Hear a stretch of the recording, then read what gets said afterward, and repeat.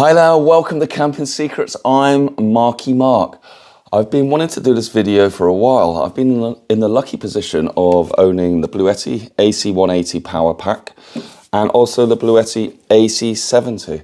And I've had this one for over 6 months and this one for about 4 months now. So I think I'm in a pretty good position to give you the pros and cons of each. So I'm going to take you through the specs, tell you the key features of each, and then, tell you the sort of scenarios that I would see both of these being useful for, and then at the end, which one is my favorite.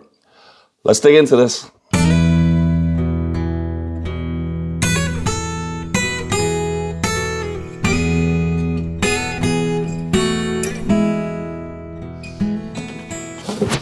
Okay, first things first, let's just power these up. They've both got a strange little startup procedure. You just hold the power button in and they both do a little fan blip. I don't know if it's a test mode or something, but let's just show you that. So hold it.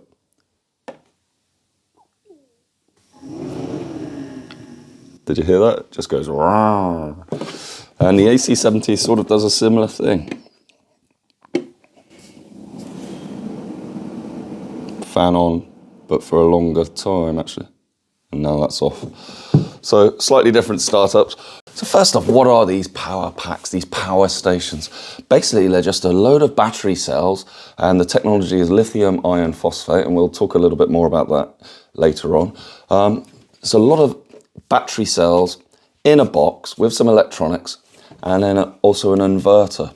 So what that means is you can take energy in from a variety of sources. It might be from the mains, it might be from solar power, it might be from another battery, it might be from your car, it might be from a generator. So any way electricity can come in through all these different inputs of this device, gets stored in the battery cells, and then you can extract that electricity at a later date from a number of ways. You can extract it from an inverter, using standard 3-pin mains voltage, 240 volts in the UK. You can extract it from USB sockets. You can extract it from wireless charging, and we'll talk a little bit about that. So it's just a way of storing electricity and then extracting it. Now, obviously, the more cells you have in, more battery cells, the bigger the box has to be to hold more cells. So what you find is the size of the unit and the weight of the unit scales with how much electricity it can store. Now, obviously, the AC180 is a bigger box than the AC70. It's got more cells in it. So it's heavier, quite a lot heavier, actually. So this one's about 16 kilograms, and the AC70 is about 10 kilograms. Now, in terms of capacity, this has exactly 50% more storage capacity than this one. This one has 1,152 watt hours of storage, and that means you could drive 1,152 watts for 1 hour, and it would be going from 100% down to 0%. In actual fact, that's not strictly true because of the efficiency of the box, and we'll talk a little bit more about that later. The AC70 has 768 watt hours. So if you do the maths, this is exactly 50% more storage capacity than this one. So if you were running the same load on each, this would last about 50% longer time. So if this one lasted an hour, this one should last an hour and a half. So it's not loads more, actually. And because this has got more cells in it, it's more expensive than this. At the time of writing, this one is, in the UK, £649, and this is £999. And again, if you do the maths, it is about 50% more expensive. So what you're seeing here is literally the price going up with the storage capacity. So you might think, well, why don't I just get 2 of these or 1.5 of these instead of this one? But actually this does have more benefits than this one. It has extra features, and I don't want to preempt the decision here, but the extra features of this does differentiate it really from the AC70, and we'll go through what those feature differences are.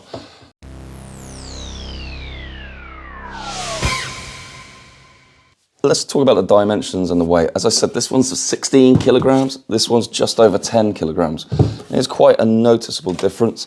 This has got two handles on the side for easy lifting. This one's just got the single one, but actually 10 kilograms for me is fairly easy. This is obviously a lot more portable than this one. It's just easier to carry around because it's lighter and smaller. So in terms of dimensions, this one is about 34 centimeters by 25 centimeters by 32 centimeters. And this one is 31 centimeters by 21 by 26 or so.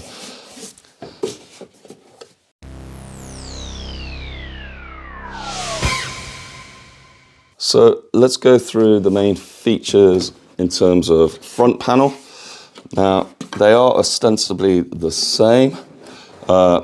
This one has two AC outlets, and this is the UK version of the AC180. So it's UK style 3-pin plugs. And there is a difference between the UK version of the AC180 and the American one. So if you're based in America and you buy one of these, you've actually got 4 AC outputs. Obviously in the States, your voltage is different to the UK. So ours are 240 volts, yours are 110, 120, I think. But it is a noticeable difference that you've got 4 outlets and we've only got 2. If you look at the AC70 here, this one's got 2 as well. So you're not getting any extra outlets on the AC180 in the UK compared with this. So I would say that's a bit of a disadvantage for this one when you're paying all that extra money. Yes, you're getting more storage, but you're only getting the same number of outputs in terms of AC as the AC70. But you do get some different extra sockets.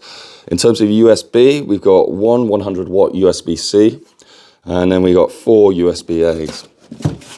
With the AC70, you've got one fewer output, so you've only got 4 in total. But you've got 2 100 watt USB-Cs and 2 USB-As. And actually, I prefer that mix. I do use USB-As, but I can't really envisage requiring 4 at the same time. And I am using more and more the USB-C. So for me, because you can sort of charge up your laptop, whatever, and your phone with USB-C, I'm finding it's getting more and more ubiquitous. So I actually like the mix on the AC70, the fact that you've got 2 of those USB-Cs. One difference that the AC180 has got is the wireless charging. So for a while, Bluetti were always putting these wireless chargers on the top. And I used to like that. It was like a little thing that Bluetti did. I hadn't seen it on any other power packs, your Jackeries, your EcoFlows. No one else has ever done that. It was like a Bluetti thing. And it always made me smile because they persevered with it. And the AC180 is no different. You can see the pad here. And then it's a 15 watt output, and you can literally just put your phone on top and it will start charging. So it's always quite a nice little feature, that I thought. With the AC70, it's the first one I've seen for a while that hasn't got that. It's literally just got the handle on the top and a flat top. I do like the form factors of both of these. I do like these handles, as I said. The flat top means you can put stuff on there. So you can stack an AC70 on top of the 180. Yeah, so that's really useful. And in fact, a lot of manufacturers now are going to the flat top design. I mean, in the past, some of the Jackeries had a big handle here, and it meant that you couldn't use that top surface. But even Jackery now have moved to the flat top with a folding down handle.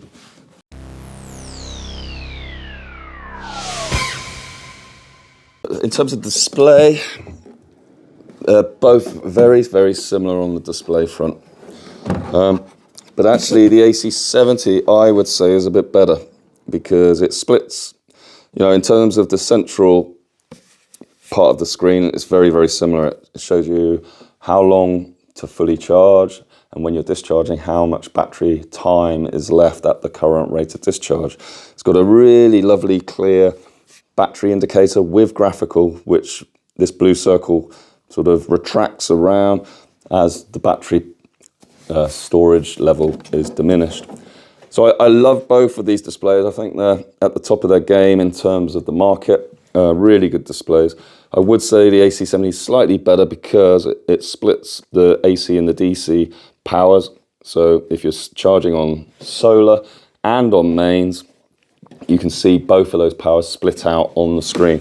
Whereas the AC180 just has input and output total power, which you could argue is neater. Less information for your eyes to take in, but I do prefer that extra data on the AC70. It is a newer power pack. It's about a few months. It's come out a few months after the AC180, so perhaps they've put in a few extra little tweaks on the screen for this, and with that USB-C mix. I think that's the reason.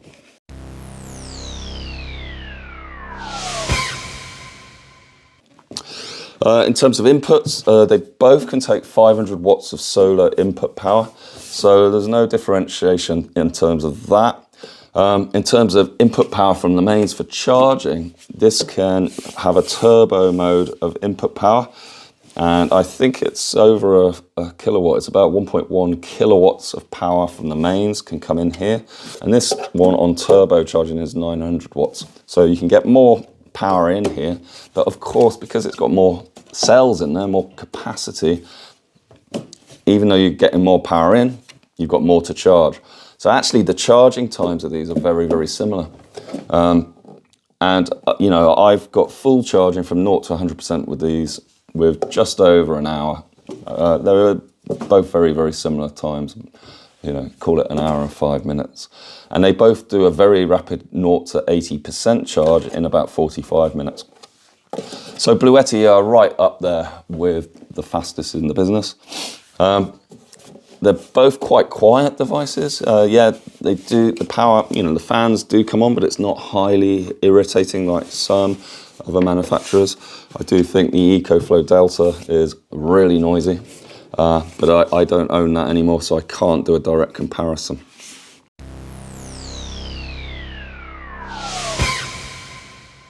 Let's talk about inverter power. So we've talked about the capacity, we've talked about the input power, but the DC to AC inverter is what drives these sockets here and means you can power general appliances which are AC powered. For example, a kettle, a hairdryer, things like that. Now, the bigger AC180 does have a bigger inverter. So under steady state power, this can deliver 1.8 kilowatts. And that is a good amount. This one is 1 kilowatt, which is still good. But I think in most cases in life, bigger is better.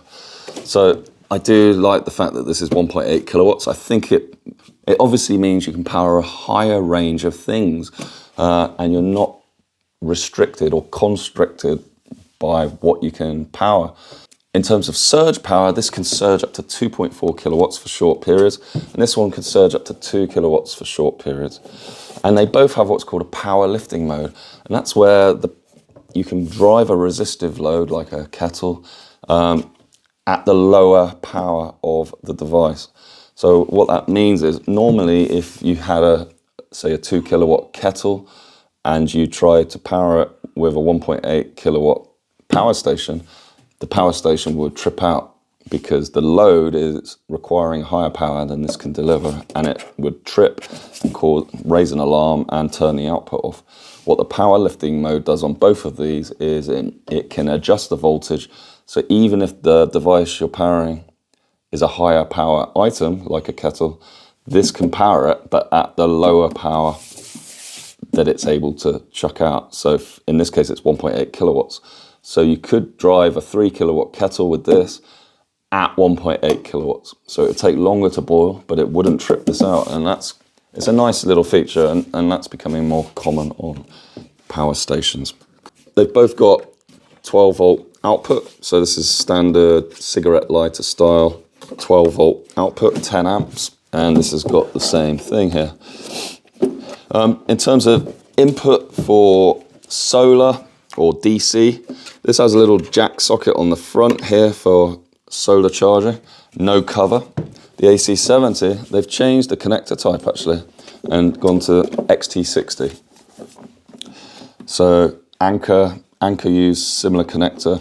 It's a fairly standardized connector, and I've always liked Bluetti because they don't mess around with these bespoke, weird, socket sizes. So the Jackery often do that, and it's a big criticism of mine of Jackery. Bluetti don't play those games. On the 180 and here, these are standard connectors for input. And a lot of solar panels will use the XT60, or alternatively, with say an MC4 connector from your panel. They both come with conversion cables, which will take the MC4 and then convert it into the XT60 in this case, or this specific socket here. I don't know the exact size of that socket off the top of my head.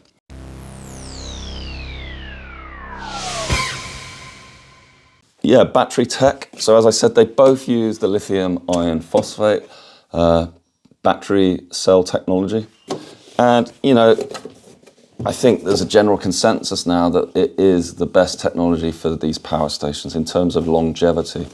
Bluetti quote that this can do 3,000 cycles before it's dropped from the full capacity to 80% capacity over life. So 3,000 cycles, that is a lot. Even if you used it every day, that's about 7 or 8 years. I don't know the exact numbers, but so you could use this every day for 7 to 8 years, and you'd still have 80% capability of the capacity. So, this means that these things are going to last you years, decades probably before they degrade. Whereas the older cell technology, the lithium NMC batteries, which actually Jackery still use in some of their power stations, it does have some advantages, the older tech, but longevity isn't one of those advantages. So I think the consensus in the market now is that lithium iron phosphate is best for these power stations, and these both use them. Actually, the AC70 has slightly better specs in terms of life cycles. As I said, this one was 3,000 to 80%. This is 3,500 to 80%. But to my mind, those numbers are so similar, and I don't see really why this would be any different from this one. So I would tend to ignore that difference, I think. I don't think it's something that's easily measurable, and it's going to take decades before you would even know the difference. So I would ignore that.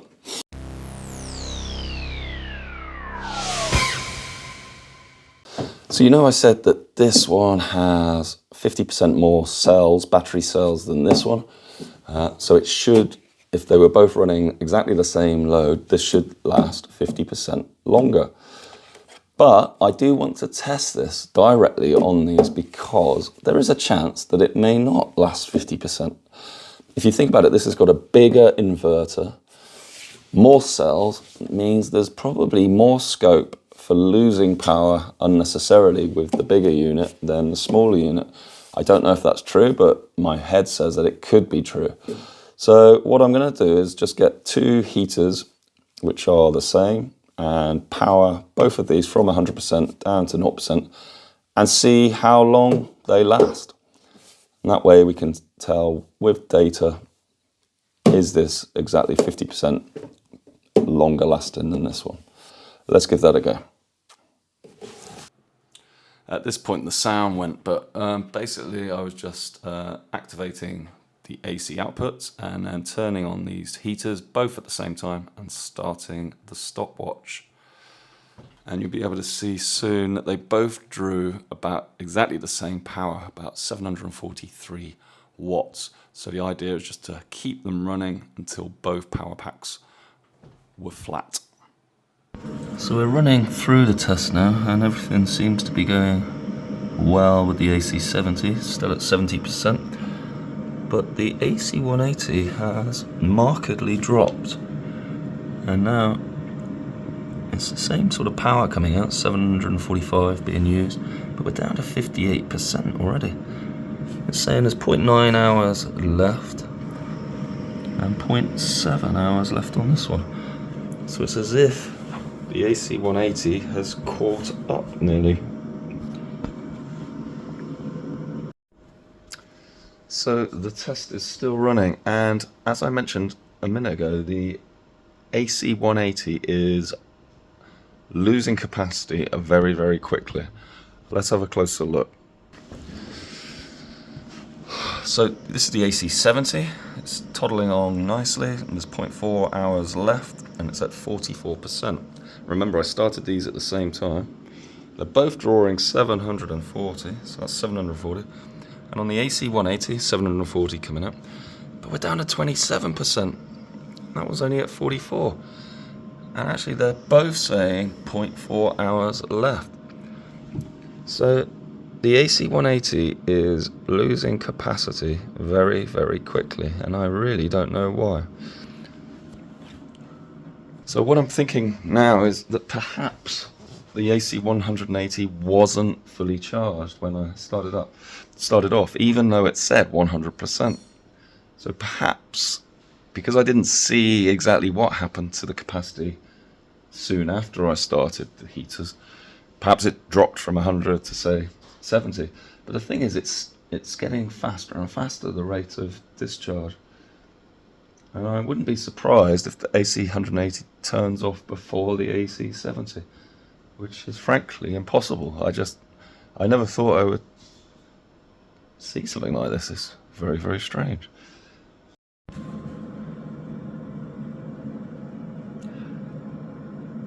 So they're both at 13% now. 0.2 hours left. And 0.1 hour left on the AC70. And they've both been running for just over, 47 minutes.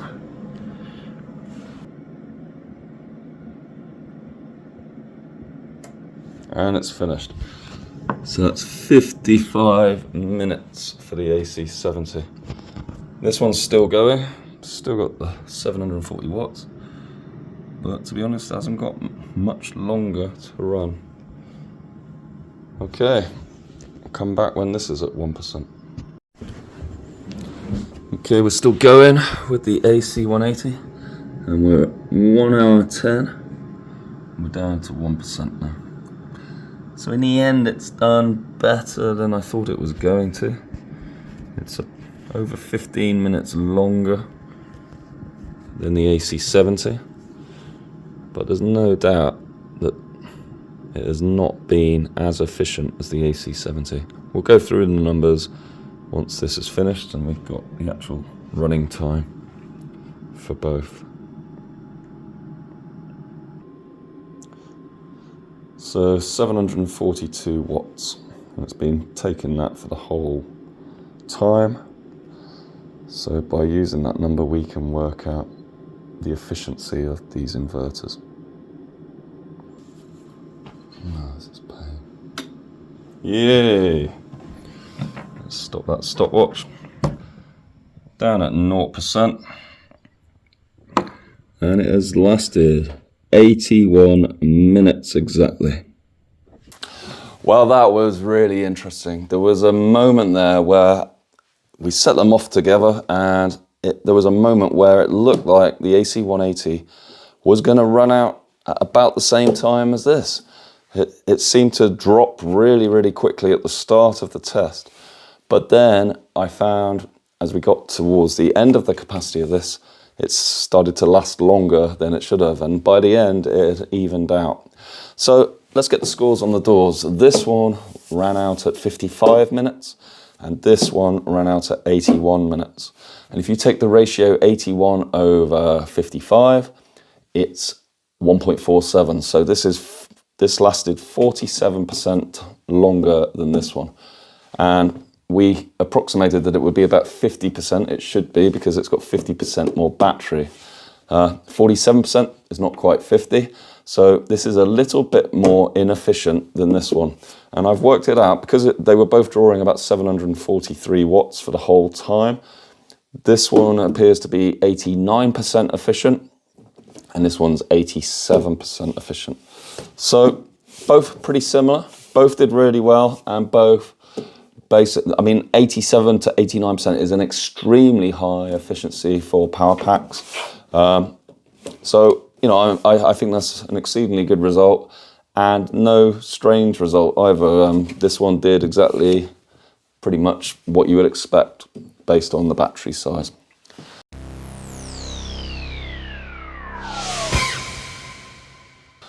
Right, I think it's time to sum up now. You know, which of these is my favorite power pack and which one would I recommend buying? Well, the long and short of it is I think they're both really, really good packs. And of course, it depends on what your application is. For me, I always like the ability to power the biggest items possible. For example, if I'm camping, I may want to use it to boil a kettle. I know some people say, oh, you should use a gas stove or whatever, but I like the flexibility of being able to boil a kettle when camping. For that reason alone, I tend to gravitate towards the slightly bigger power pack with the bigger inverter. This is 50% more expensive than this one, but you are getting 50% more capacity. You're getting a more powerful inverter. You're getting the wireless charging. Where this one wins is the extra USB socket. You've got the same 2 AC sockets on both. So if this had a few more AC sockets, it would be a clear win for this. I do like that it's got the extra USB, and I do slightly prefer the display on this one because it shows a bit more information. They both run with the smartphone app. They both have a 5-year warranty. In terms of performance, it was very, very similar. The charge time's similar, the solar's similar. So really it is how much capacity and how much power do you need. For me, this AC180 slightly pips it. The efficiency is about the same, but I'm going to use this more often than this, I would think, for my applications. But they're both really good power packs. So if you're interested in any of these, you can check the latest price in the link in the description. See how much they are. Sometimes they're on special offer, and if you can get them for, you know, less than their recommended price on Bluetti, I'd always buy through Bluetti. And you know, if you see them on a deal, I think either of these packs is a really good investment for many years of camping fun. Anyway, I hope you found that reasonably informative and reasonably worthwhile. Thanks again for watching. There'll be plenty more videos in the future. Please like and subscribe. I'll see you around. Bye.